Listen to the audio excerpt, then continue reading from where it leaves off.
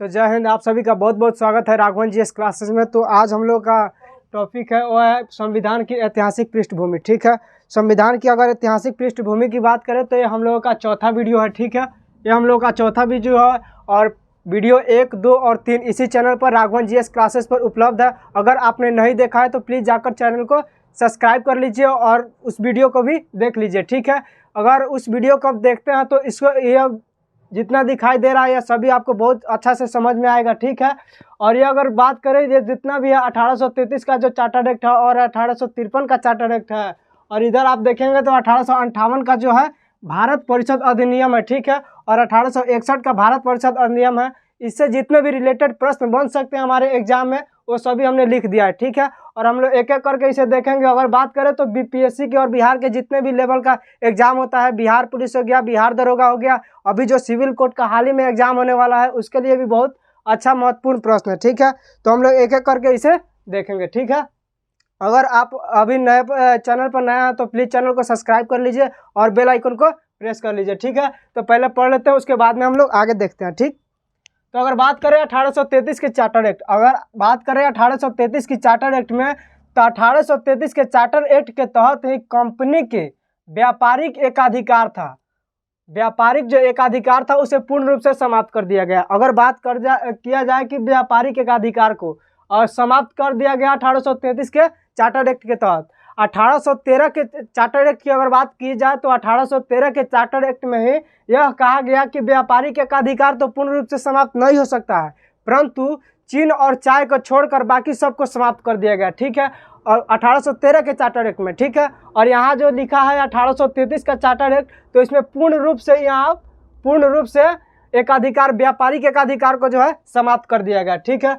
और अगला जो बात कर लेते हैं अगला टॉपिक की, तो है 1833 के चार्टर एक्ट के तहत ही कंपनी में, ठीक है, जो 1833 के चार्टर एक्ट के तहत ही कंपनी में जितने भी भेदभाव हो रहे थे, वो रंग हो गया, जाति हो गया, जितने भी भेदभाव हो रहे थे उस पर भी प्रतिबंध लगा दिया गया। ठीक है, 1833 के चार्टर एक्ट के तहत। ठीक, अगला अगर प्रश्न की बात करते हैं तो बंगाल का गवर्नर जनरल का जो पद था, बंगाल के जो गवर्नर जनरल का पद था उसे भारत का गवर्नर जनरल कर दिया गया।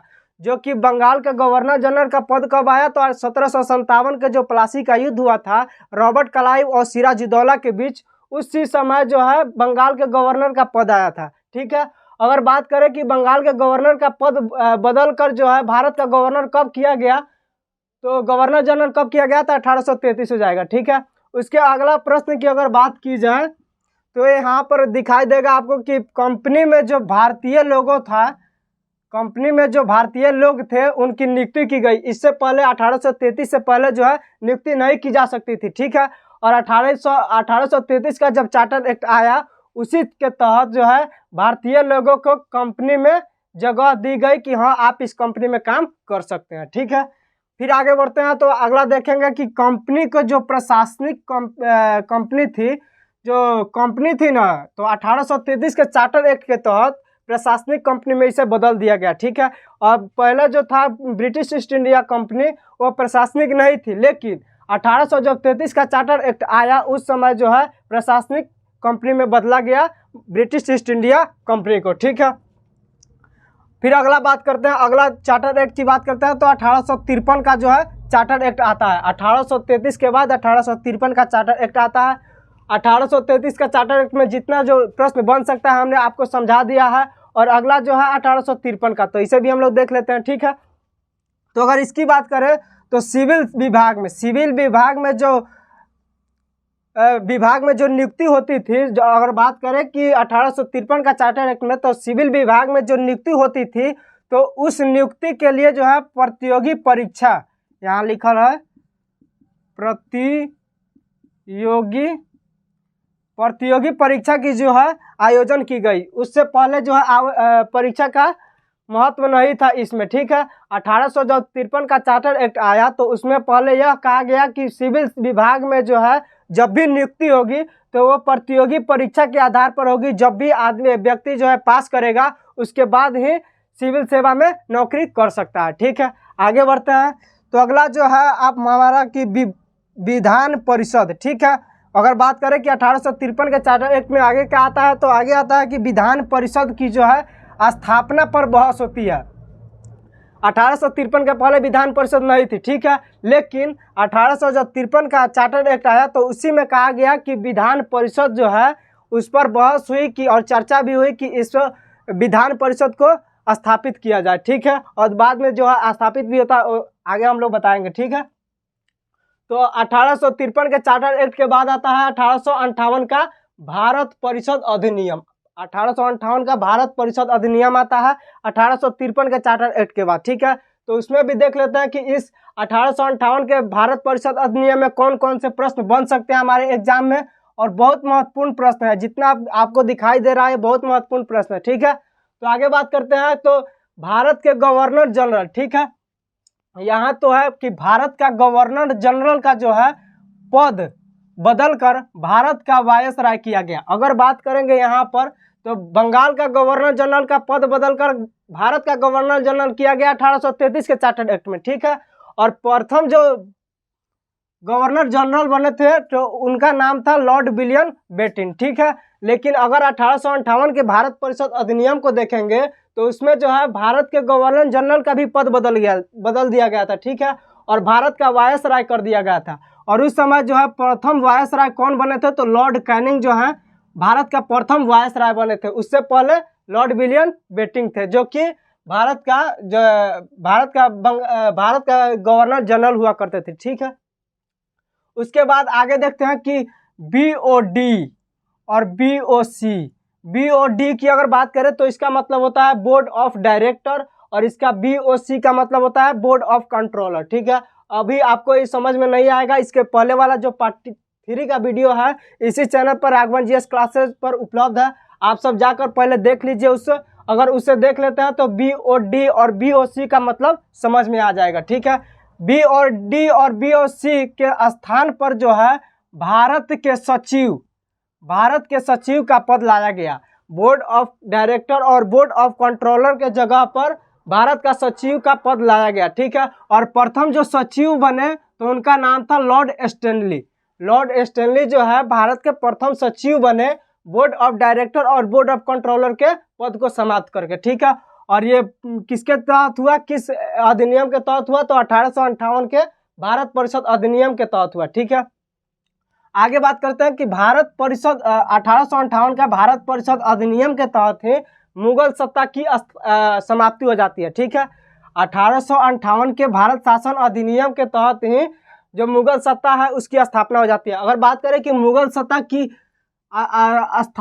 जो स्थापना हुई थी, कब हुई थी, तो मुगल सत्ता की स्थापना पानीपत के प्रथम युद्ध से बाबर ने किया था, ठीक है। पानीपत का प्रथम युद्ध कब हुआ था, तो अगर बात करें 1526 में पानीपत का प्रथम युद्ध हुआ था बाबर और इब्राहिम लोदी के बीच। उसी के समय से मुगल सत्ता की स्थापित हो जाती है भारत में।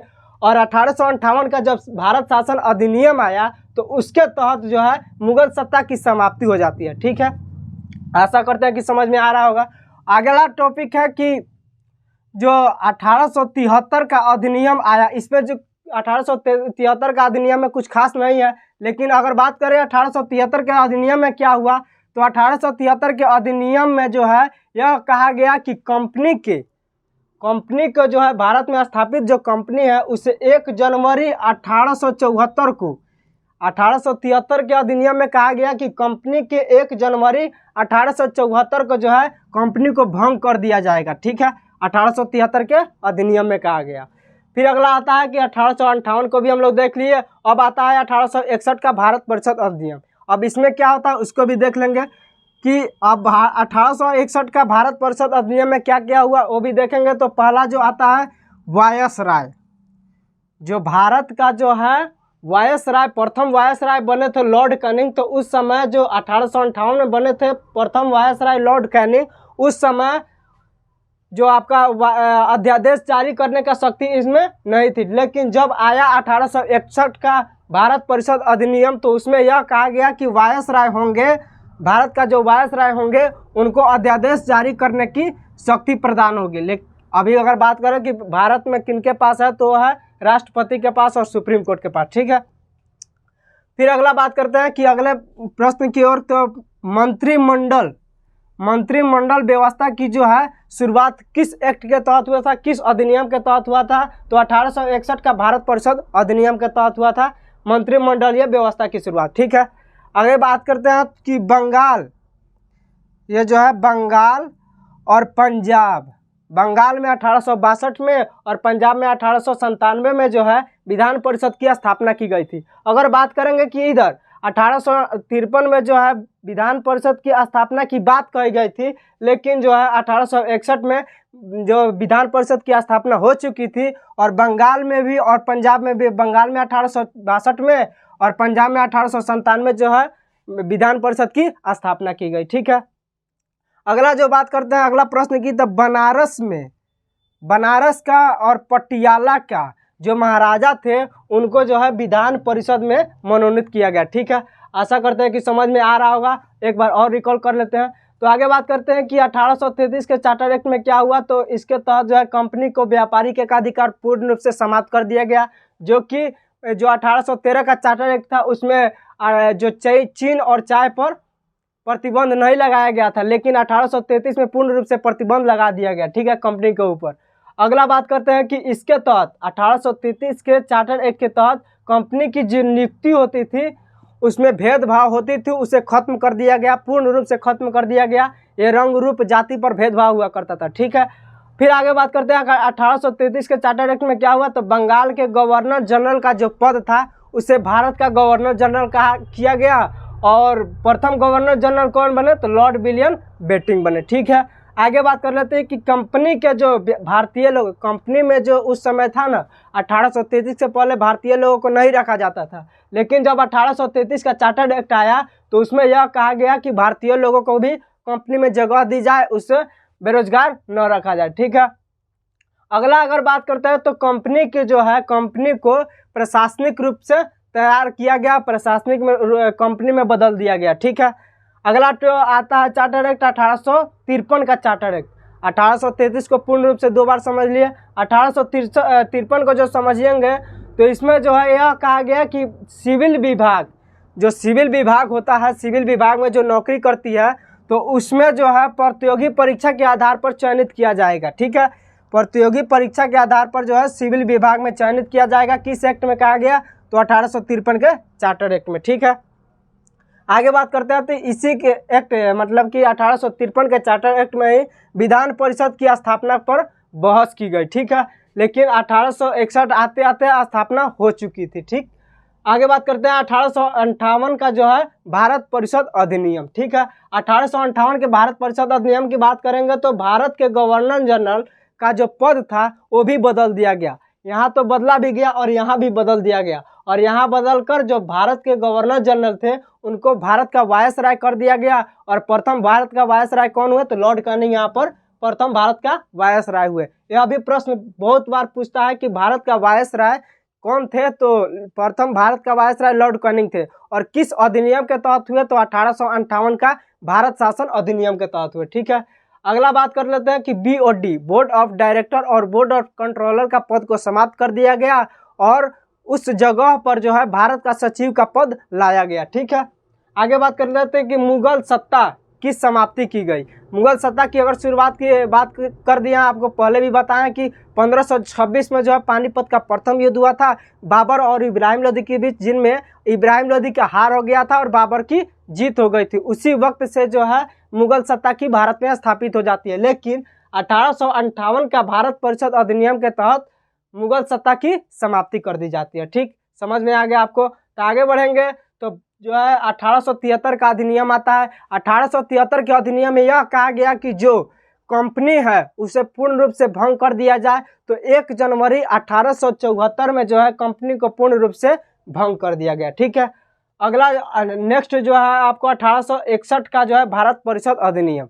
1861 के भारत परिषद अधिनियम की अगर बात करें तो इसमें कौन कौन से काम हुए हैं, तो वायसराय का जो है अध्यादेश जारी करने का अधिकार दिया गया। जो लॉर्ड कैनिंग है उनको प्रथम बार 1861 के भारत परिषद अधिनियम के तहत उन्हें अध्यादेश जारी करने का अधिकार दिया गया। ठीक है, उसके बाद मंत्रिमंडलीय व्यवस्था की शुरुआत की गई। ठीक है, मंत्रिमंडलीय की व्यवस्था की शुरुआत किस अधिनियम के तहत हुआ? तो 1861 का भारत परिषद अधिनियम के तहत हुआ। ठीक है, आगे बात कर लेते हो कि बंगाल और पंजाब की जो थी भारत परिषद अधिनियम के तहत ही